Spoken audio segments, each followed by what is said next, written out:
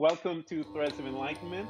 It is my honor to have this young man here to come and talk to us because I've been looking at a couple of his things, listening to his work, and I am proud of what he's doing out there because he is on the same plane as I am.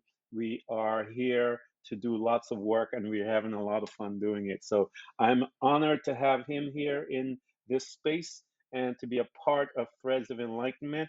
Lee, I want to welcome you. I honestly do want to welcome you to this space. And I want you to tell the people about all this wonderful stuff you have created so that we can have this conversation, man, about what you did and how you did it. Welcome to Threads of Enlightenment. Well, Ken, wow, I don't know what to say. I'm on a podcast, so I better say something, right?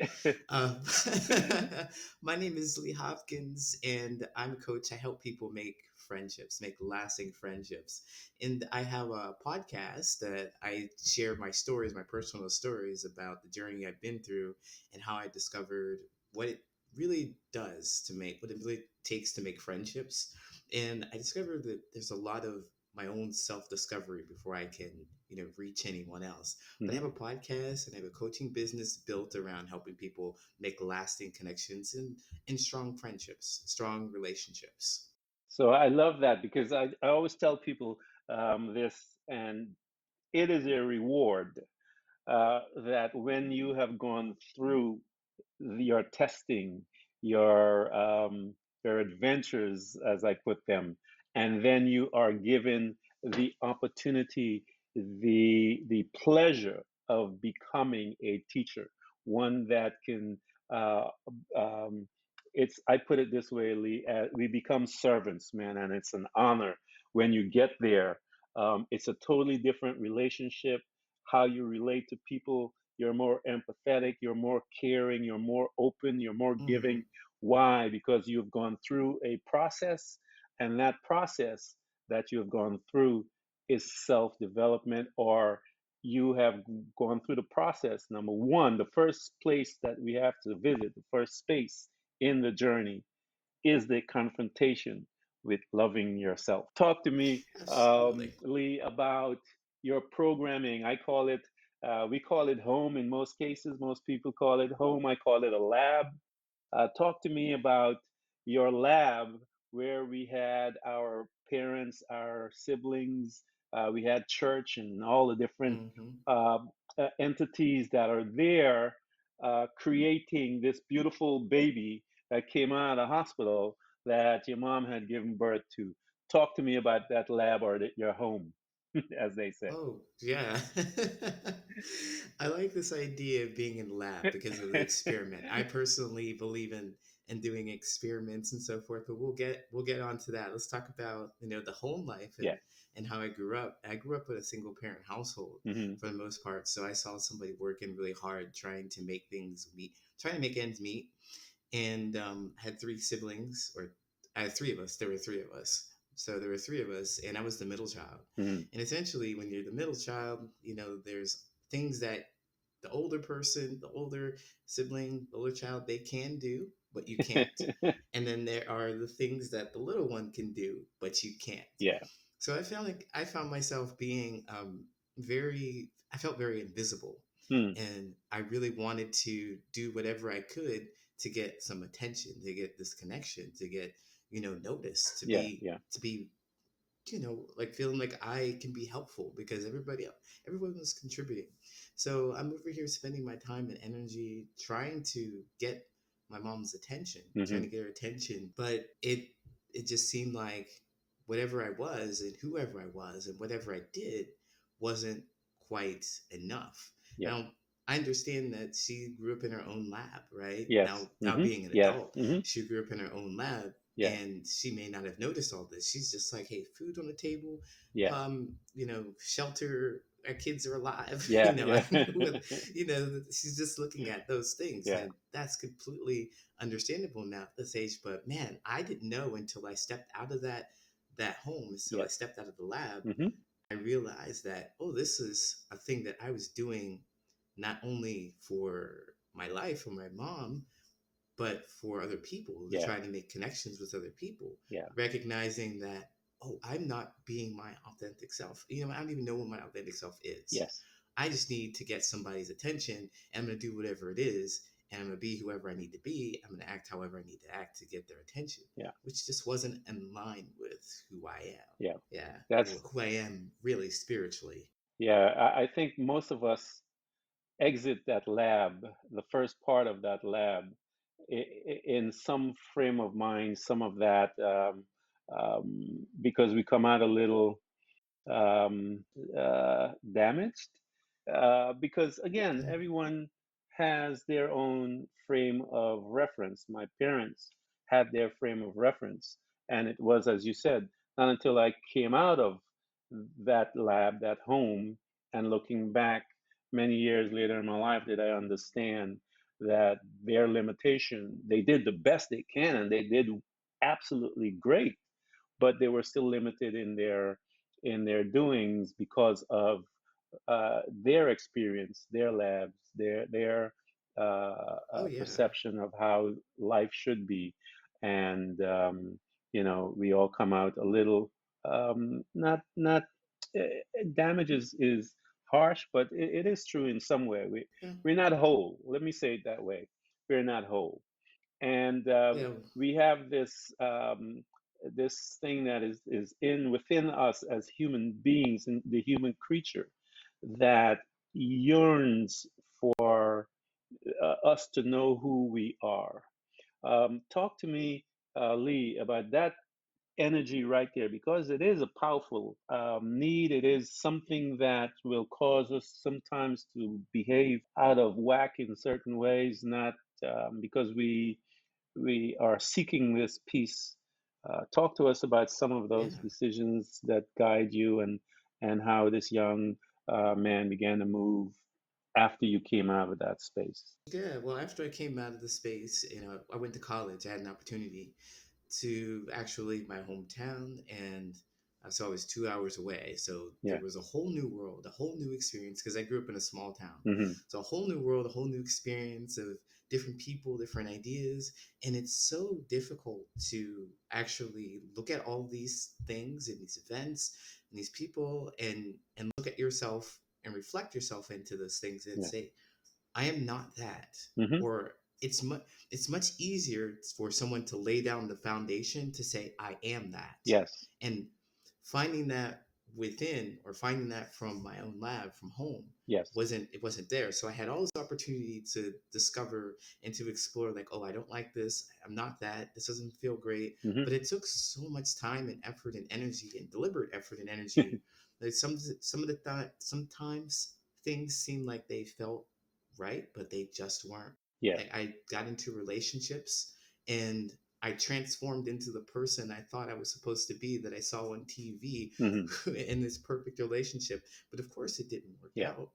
And I didn't know what I wanted. I didn't know who I was. And so I'm relying on this person that I'm with in a relationship to tell me who I am, Hmm. essentially reflect back who I am.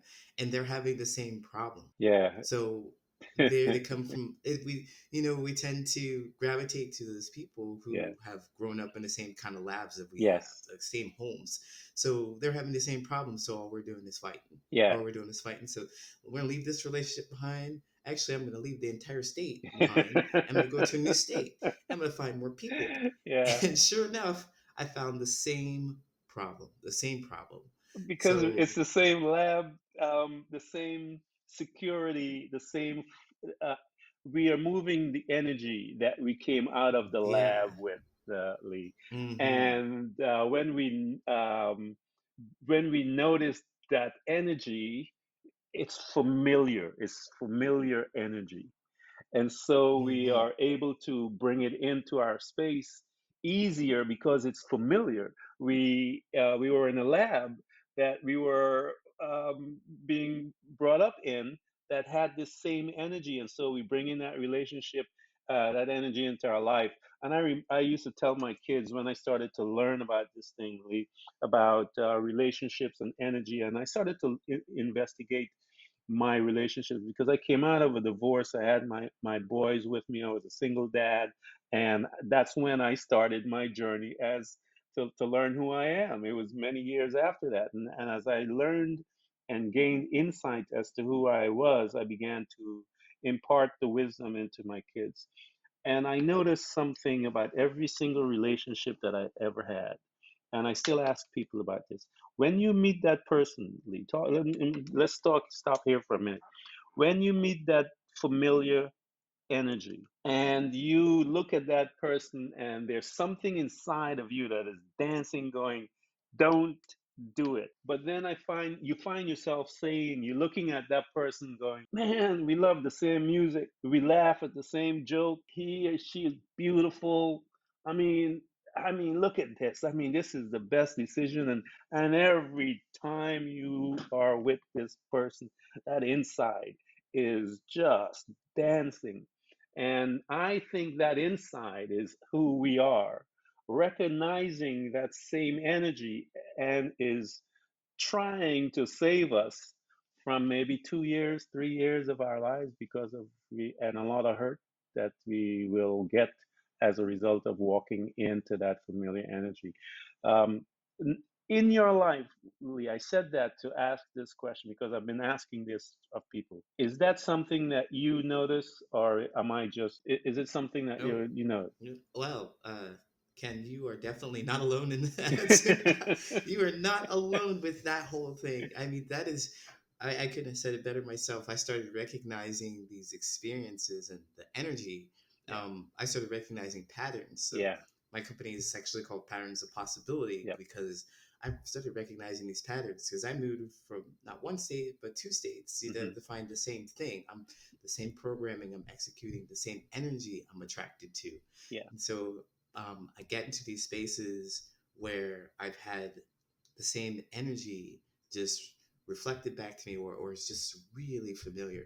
You know, Ken, I've been in so many relationships that when I look back on it, the same, very same dynamic.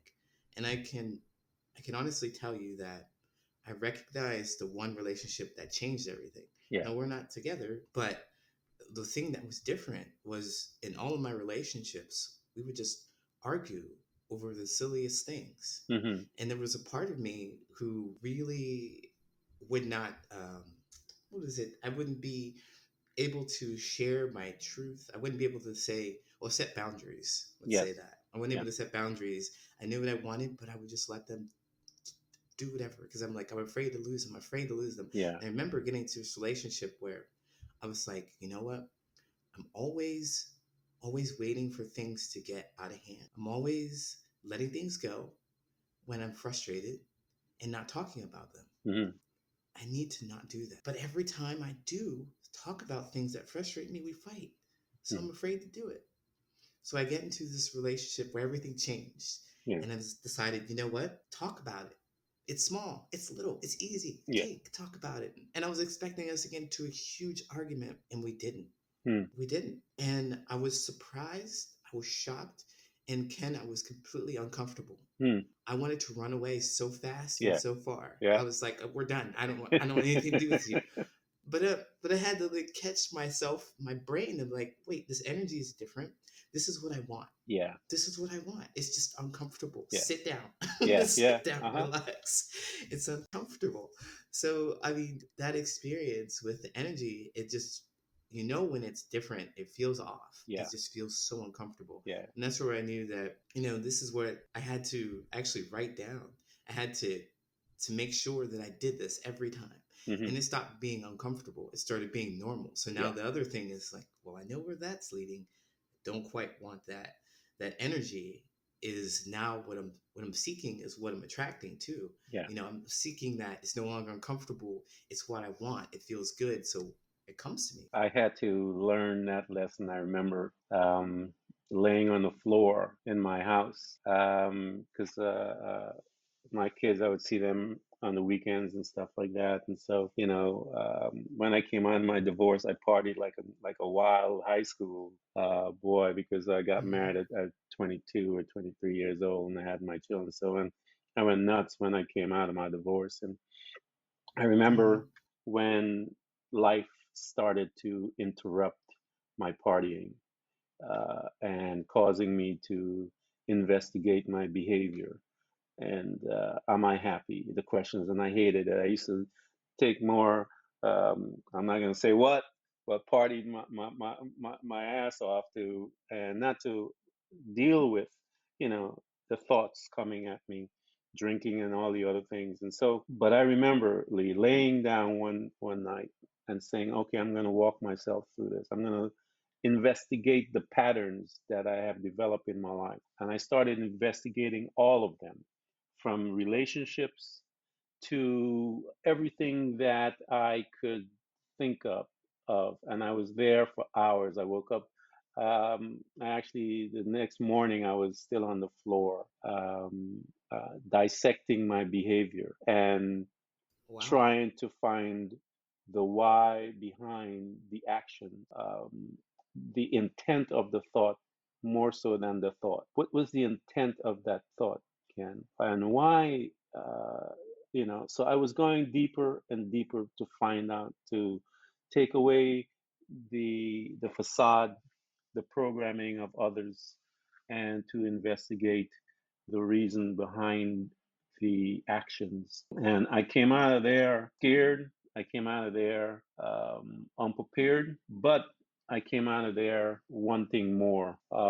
Talk to me about your encounter with self. When you had to begin, you started with this relationship, you began to notice things about self. Talk to me a little about that, Lee, as you began to take notes and see these reaction as you then look at self in the reflection of this new information that you are, or journey that you are embarking on step by step, but it is slowly. Talk to me about that interaction between you, not the interaction with people, the interaction Hmm. between you and you. Yes. So that's a great question. That definitely is something that really helped me understand.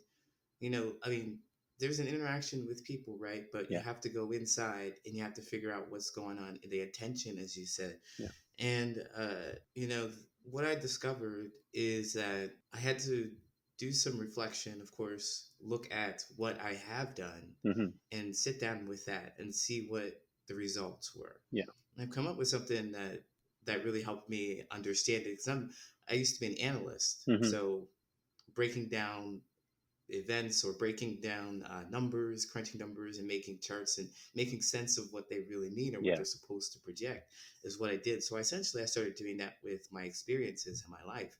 And I've come up with something called the beat, Hmm. which is your beliefs, emotions, actions, and thoughts. Yes. And I discovered that they all appear in one instance or one situation. Hmm. Whatever it is, they appear there for you. Your beliefs, they drive your feelings or your emotions, Yeah. which drives your actions, which drives your thoughts. Yeah. I mean, which doesn't quite drive your thoughts, but your thoughts are there and your thoughts are always how you will benefit. Yeah. They're always about how you're going to benefit.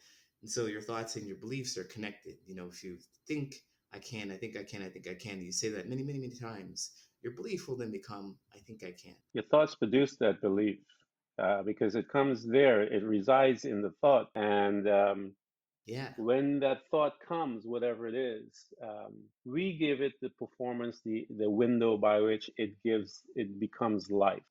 We can either, the thought Mm. is a seed, if you will, and how you water the seed. If you I'm gonna label myself now, if you plug in into a reel Okay. to reel about an evil, not an evil, a negative thought, and you plug it in and you just run it over and over and over and over, and what that thought does, it grows, it now you're thinking about it, and then one day you're going to say within yourself, wow, I, that must be me. And it is at that point that that thought lodges into your belief system, and it is you. And so our life becomes a journey on rooting out, taking out the roots that have been planted by those thoughts, and Mm-hmm. we become gardeners. And so you're Yeah. right as far as all those things that you talk, because it does become behavior, it becomes a belief system, and no one can take it away from you once you believe it. You got to give it up, man. You know, Yeah. you got to give it up. Yeah. Absolutely, absolutely. And so, we discover also that those thoughts are just, suggestions. Yes. They can be suggestions Yeah. that can just go on by. Yes, So I used exactly. to It's true. So what I worked out is that the belief is the thing that's really stuck Yes. back in the head. That's the thing that was just really programmed into you or programmed into me, and I was having difficulty figuring. I didn't even really understand what that was, but I knew what my actions were, Yeah. and I knew what my thoughts were Yeah. for the most part. So that was my discovery inside myself. Yeah. It's like, well, what are my Yes. actions, and how do I think I'm going to benefit from these things? And then I started to sit with them. Like, well, I thought that in my relationships, if I took the action of not sharing how I felt about something, that it would just kind of go away Hmm. and we would be cool and it would be okay. But that just didn't get the results that I wanted. Yeah. It didn't get the results that I wanted. So I had to make some kind of change and realize, okay, so look at your actions, look at your thoughts. What do you think you're going to benefit from this, but it's not going to happen. Yeah. So that was the first place that it kind of made sense to me. And then I could bring into my feelings when I was able to Yes. sit with this in myself, like Hmm. meditation. Yeah. So I didn't know anything about meditation. I just knew that as an analyst, I would just sit and think. Yes. That was it. That's Like it. there wasn't really any breath to it or anything like Yeah. that. It was just like, how did this go? What happened here? Yeah. Okay. But then bringing meditation into it took me to a different level Yeah. where I could really think about how I felt, or actually feel how I felt, Yes. rather, instead of thinking about it. Yeah. And so that was part of the journey. And so I could get out of my head with the meditation and start actually applying this and seeing things change for me Yeah. and sitting with the uncomfortability, because like we were talking about, that's a energy discomfort. When I got into the relationship, I started to talk about the things that bothered me. It was a energy thing. It wasn't something I could think through. Yeah. It was a feeling Hmm. that was uncomfortable with Yeah. it. So yeah. Yeah, that's a powerful imagery of how you put it. I think life is a beautiful gift. I think what we do with it, the power of the thought. I remember being asked to come to Rikers Island and talk to the prisoners, and I remember walking in there going, "What the heck am I going to say to these people? These boys are big boys. They can chew me out." So Mm. I got up there and open my mouth. And there's one thing I'm not good at. I speak my mind. So at the time, I was learning about the power of the thought. And I got up and I said to these big muscle boys, I said, "Oh, you guys are in here because you couldn't control a thought." And they all looked at me. Oh. And I thought a couple of them were going to kill me.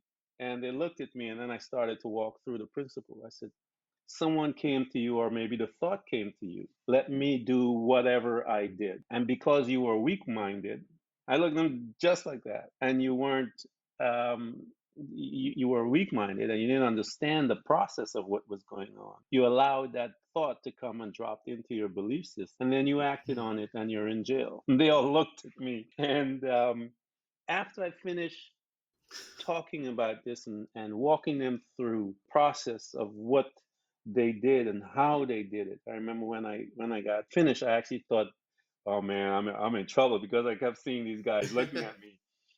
And when I got down and started mingling, they were coming at me. All majority of them came to me and said, "Man, that was the first time in my life anyone ever showed me the process." And every one of them said, "That's exactly what happened." And so Yeah. it is, as we become, and again, I tell people, enlightenment to me, Lee, is when we become better students of ourselves. We begin to notice those thoughts. Before, we didn't notice them, we didn't pay attention to them, we did not care. We just drifted in the space of living. But when we become awakened by whatever situation that arises in our life, that causes that awakening, that tap on the shoulder, or whatever it is. We become conscious of our thoughts. We begin aware of our thoughts, and then we begin to go, wait a minute, what's that? How did it get here? And I don't, that's not mine. And you let it go, as you say, you let it go. It's that space meditation gives you the power to deal with your thoughts, make the decision whether you Mm-hmm. want to partake of that and be owner of that thought, or if you would like to let that thought go and do not give it any ground, any seed to grow in you at all. That to me, and Yeah, I tell people, that's power. That's when you are now living as an individual. Beyond that, you're just absolutely. drifting, man. Absolutely. And then you also mentioned intention, and that's where, you get this power to be able to really quickly, easily decide whether you want to deal with this thought or not. Yes, It's just like, well, this doesn't line up with who I am and what I yes, want. hmm, So goodbye. yeah, I don't even need to see you. yeah, Really. So that's one thing that really helped with me and loving myself and understanding it, like being able to understand, like, all right, these thoughts are coming in, but is it really going to lead me in the direction that I want? yeah, And so then I had to go sit down and like, well, what do you want? What do you really want? How does that feel for you? What is that? How does that improve your life if that's what you want? How does that make you feel comfortable? How does that make you grow? How does it challenge you? And those things, I had to sit down and understand what those were before I can even connect with anybody else, before I can even do anything anybody else, because everybody else has their own thoughts and their own energy. And if you don't have any idea, like, this is an old thing that my family used to say to me: if you don't stand for something, you're going to fall for anything. yeah, yeah, Well, it's yeah, it's all about that. If yeah, you don't know what it is yeah, that you really want, you're going to find yourself just all over being pulled and pushed by everyone else's energy yeah, that's out there, because you don't have solid understanding of who you are, what you want, and direction. yeah, It's okay to go with the flow with some things if that's what you really want to do, but that's make it so that it's of you and that's what you really want to do. And yeah. so discovering myself, Beautiful. That's a yeah. beautiful journey, man. I love hearing this stuff, Lee, because this is life to me. Um, One of the things that prompted me to start Threads was the fact that I worked in healthcare in skilled nursing, and I had the privilege of being, and I would tell my staff, every one of us had the privilege of being there to be a part of those people's lives at that time. We were entrusted with treasures. Um, but I would spend time talking to many of them, and I learned that many of them didn't know who they were, didn't have even had a clue. And I thought Hmm. that some of the conversation, the things that we are talking about enlightenment and personal growth and stuff, these people were having this conversation at 80, 90 in bed in a nursing home. And I realized, my God, Yes. this is, it shocked me, but you know things in life, but with the reality of things when it's like your spirit man is open up to, to see it. You have like a glimpse sometimes of things and that change your life and change the trajectory of your thinking and your belief system. And that was one of them when I started having these conversations and began to notice this. And so it excites me to see people that have it younger, that when we are awakened, that we begin to move, because it's painful to know that 80s and 90s that we still don't know who they are. And I think that is painful in so many levels. So here you are, Lee, you're seeing this formation, you're creating now this new person. And you are, and I tell people as we begin to create, we are about to go on some beautiful adventures. So talk to me about some of those adventures, as because you're bumping into energy all day long in different forms. And as you are also learning and creating a new energy from the lab that you once were part of. So talk to me about some of these energies, these other relationships, because energies come in to form relationships. As you begin to open up and see who you are, what type of energy then did you started to allow to come into your space? Oh, yeah. Well, when I started to open up, I felt a lot of fear. Hmm. I had to do something about managing that fear. How did you? And Let's talk about that, Lee, because that's important. I think it keeps a lot of people. I was telling someone in the last interview I had, I read a thing. I was reading a book, and the guy said that we die once, but fear kills us daily. And so that kind of like changed my outlook on things, of how I perceive Hmm. things. So talk to me, because this is important. We need to teach people some of the tools that we use and utilize to overcome, uh, to become masters of our fear, because we gave them the permission to own us. So, talk to me about how you then take back your authority, your power from that entity once we sit down and talk with them. How did you Well, well, first, I ran away a lot. do Honestly, it? I stopped. I got tired of running, Yeah, and what happened was like I physically moved from place to place to place. yeah, I got worn down. yeah, I got worn down, and I felt like it was no choice. yeah. There was no choice. This wasn't this running had started to become very uncomfortable, and I know it doesn't sound empowering, but it was the best option that I had. Mm-hmm. This is the only thing I could think of Yeah, until I ran into a wall, and it's after I decided that this wasn't what I wanted. Like that fear kills you 1,000 times. yeah, just tired of that. So I decided I did an evaluation. Since being this analytical guy, I did an evaluation. All right, this fear feels absolutely yeah, terrible. It's awful, but I don't know what the other thing feels yeah. like. And I'm also afraid of being uncomfortable, Mm-hmm. but I don't know what it feels like to be uncomfortable. Yeah, Let me just try it. yeah, Let me just try it. Let's see what yeah, happens. yeah, Let's see what happens. And so it was something along those lines of reaching that point where discovering that the fear of being in the state that I was in was just enough. I already know what it feels like. I'm tired of it. Nothing I've done can fix it or change it. Let me just go in another direction. And in that direction, it was because of, I guess, self discovery, mm-hmm. just understanding that that was a new point of self discovery was what's worse than facing the fear or living in the fear. I'm gonna Yeah, face it. And so I started talking to people and opening up. yeah, So that was one of the things that I mentioned because I wanted to not be lonely. My whole mission in life was to be seen, yeah, right? I came from a lab where I wasn't seen. So I'm over here trying to be seen by everybody, yeah, but I was afraid to open up and be seen. yeah, And so I know what it's like to live 30 something years not being seen, yeah, not being recognized for what I can do, who I am, yeah, and not wanting to share those yeah, things either. So when I started to share things, I found people could but had the kind of energy to dismiss it, make me feel small. mm-hmm. Like, oh, that didn't feel good either. But I know that not sharing things doesn't feel good. Yeah, So I need to just move to the person, just move around, yeah, try again, try again, try again, mm-hmm. try Yeah, again. And then I felt more empowered, yeah, like, okay, well, I understand that there are some people that just aren't gonna like me, and there are some people that are gonna like me.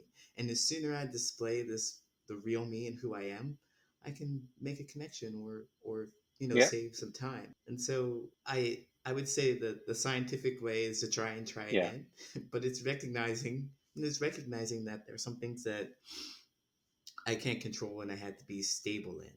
Meditation really helped me recognize that mm-hmm.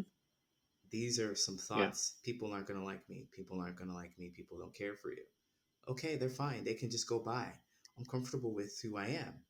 So bringing all those things together is yeah, what really helped me make connections with other people because being alone and afraid was just not an option anymore. yeah. That's uh, I think one of the things I'm learning now as I'm living life a little longer, I'm ahead of the road. I would tell people, my sons, I'm simply ahead of the road. You guys, we're all on this road traveling, and I'm going to gather a little more information. And as I grab the information, try to toss it or leave it in a computer bank. And I leave some clues to my sons to find a computer for them to gather and take the knowledge that I've acquired, so that it'll save them the time, the length of time that they stay in a situation. It is not my role to tell them what to do, but to provide the information for them to make the Hmm. decision as to where they want to go, so they can be less longer in that situation. And so here you are. Talk to me about that. Yeah, If I could say one thing, yeah, Hmm. good. I was gonna say if I could say one thing on that. Recently, what I've been doing is Yeah. reconnecting with my family a whole lot. Looking, I still need to know who I am. There's a whole Yeah. bunch of not me out there, but looking back and connecting with my family is a really great way to understand myself, what I grew up with, my Hmm. habits, my patterns, all of that. And so, um, Hmm. finding that I Yeah. love puzzles, and just now, discovering that my mom also loves puzzles. Oh, that's where I get it from. I like Yes. solving things, and I just never knew that about. Just never knew that about her before.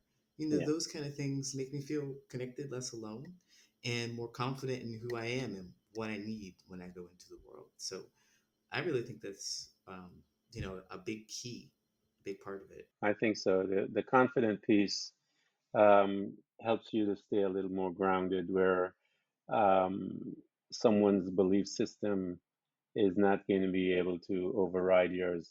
I remember my son, again, my sons, they were teenagers coming into their teenage years when I was beginning my journey, learning who I am and stuff. So I would throw everything that I learned into them. I remember one of my sons, he came to me and he was broken up about school. He was in high school and they were trying to get him to smoke. And so Mm, I sat him down and I said, well, it's what's happening to you. It's two different belief systems.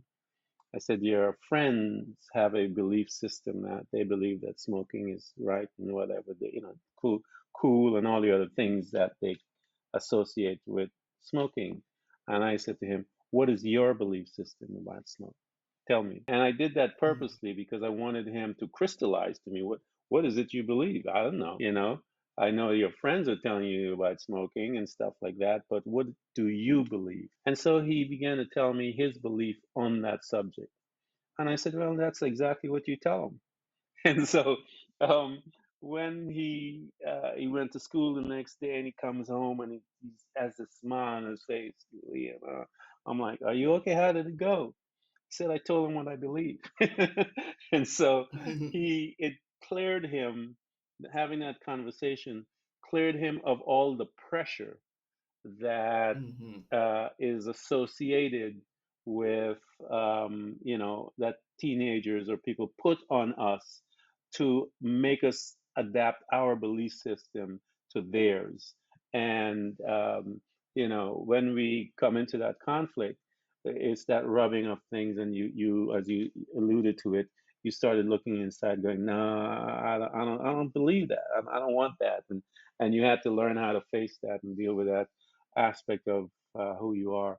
But this journey, Lee, talk to me about as you begin to now reach back to your family, grab more information as to you and your growing continue, because it is a continual journey.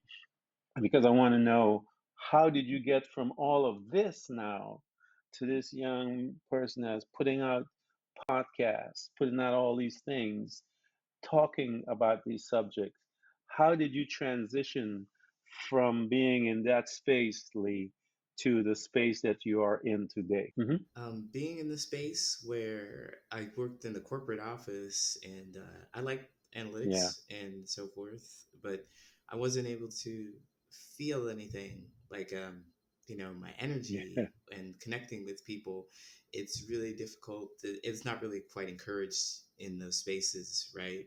And so I felt like after doing my own self discovery about my emotions and what my thoughts were Hmm. and my actions, all these results, I found that I needed to move my analytical self Yeah. out of that space and start connecting the patterns with me and my family and other people around me.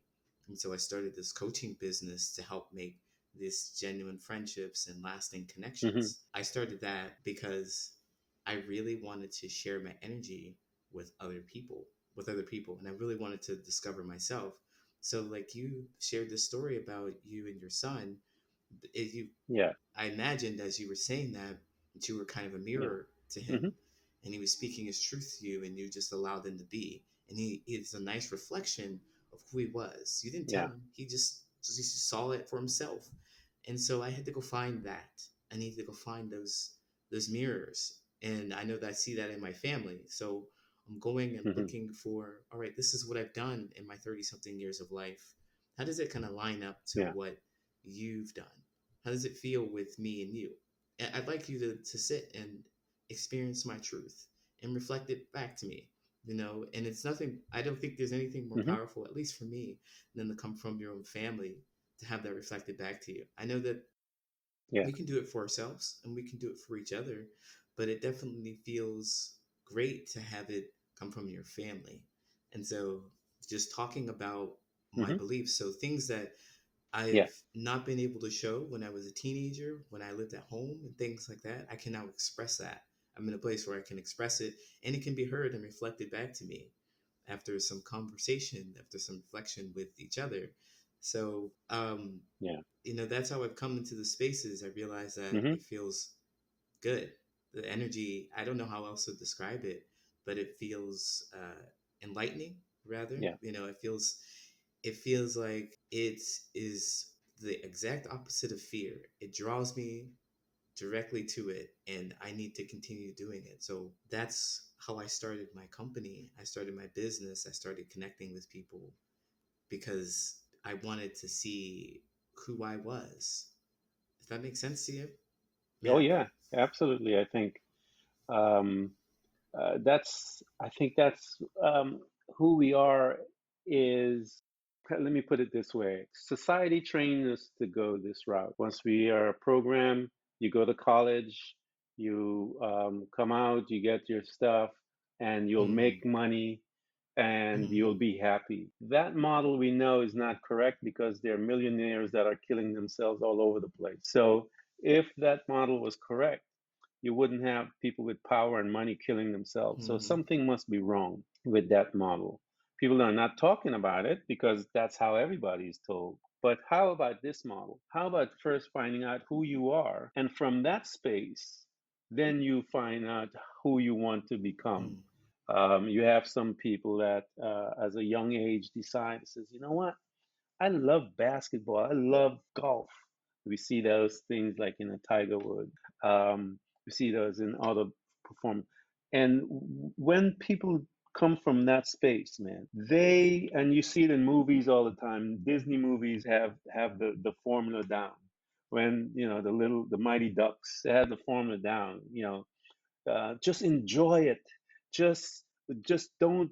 We lose it when we start tying up our minds into it. The formula is just to relax, and they always say, enjoy it, be on the playground. You see them, and then you see them, these little kids beating the heck out of the superstars. Um, but we get to a space where I believe, as little kids, I used to tell my children, I said, lay down. Walk with me in this practice. Close your eyes. You're $1 million. You make $1 million a minute. What would you do? What is your profession? And kids, oh, what would you do? Everyone, the mm, car, I'll be flying all over and stuff. And I said, yeah, I know you're gonna do that. Everyone will do that. But no, I want you to go a little deeper. What would you do with it? What do you want to do with it? And then it would start changing. Oh, I would do this with it. I think I would work with people, and that's when I would take them a little deep. Okay, what would you do with people? And so the purpose was of that exercise that I had with the boys that I would do, um, uh, Leo, is to strip away everything and get mm, down to the desire. Because I believe that when we work, we are living on that curse, as the Bible says, where you can burn out. But when you're living from a space that's something you love, you'll never burn out. And so I think society makes us focus on work. But if we can learn how to focus on what we love, then we work 40 hours, 90 hours a day, 20 million hours a day, if it was in it, and none of us would be mm. tired. And I think that's the key, the system that we have to create. But I don't know, it takes a lot of courage. It's a global courage to do that. We have to revamp our society. We have to revamp our educational system. We have to allow different things. And I Mhm. don't know if we would do it because the world and its powers are interested in keeping people in slavery. And I think people like yourself, a few that are awake, are beginning to tap other people on the Yeah. shoulders, creating your podcast, to tap people that way through that medium. Hey guys, wake up, so that we can invade the matrix, as they say, and start shaking people out of their sleep. And maybe that's the pattern, or the process by which we'll be able to do it. But I think it's necessary that we do it. You are now moving in a space that you love. It is your identity. It is different. It's not work, it's love. It will be the energy that you will send out from it will free people, versus if you were just doing it for money. It's a different energy. Wow, it's definitely different. And I just have to say that really spoke to me, that whole thing right there. I mean, I felt my journey in that. It's Yeah. a different place, man. It's a place of power that society doesn't know about, because they don't teach us that. You have to get that in and on your journey. In and on your journey is where you get that information, that knowledge, that insight. And because they treat us and they teach us to go get the money, because if we go and get the money, we make them rich, and most of us are sad, and we drink Yeah. beers on the weekend, we party, And they're or also sad. we stay in this coma, and then we party, and then we get up and go to work in the morning on Monday, dragging in, and then Friday we go back into our coma, and then we get up at our coma on Monday morning, and we just keep fueling that machine that Hmm. is making them rich and making you and I burn out, and people are in their 80s and 90s don't know who they are. I saw them by the hundred. And so it is my honor to have you on the show, Lee, because to see a young man pursuing that, who is pursuing the awakening, who is pursuing the energy to invite the newness of who you are and who are you're going to become in your journey, and allow people to come into your space to have a discussion on that, is what power is, what life is what joy is what's this thing called life is about. It is sweet, sweet, sweet, and it's good to see a young person doing it, man. It's my pleasure to have you here, talking about your story. Thank you so much for having me, Ken. I really appreciate it. I mean, I really appreciate the reflection and validation. You know, this is one of the things, these ideologies of the podcast that Yeah. you do, is how I started to, wake up and realize I was unhappy, but then know what else there was. And this provided, okay, this is you, you know. Yeah, I'm glad, man. Thank you so much, seriously, Lee, for coming.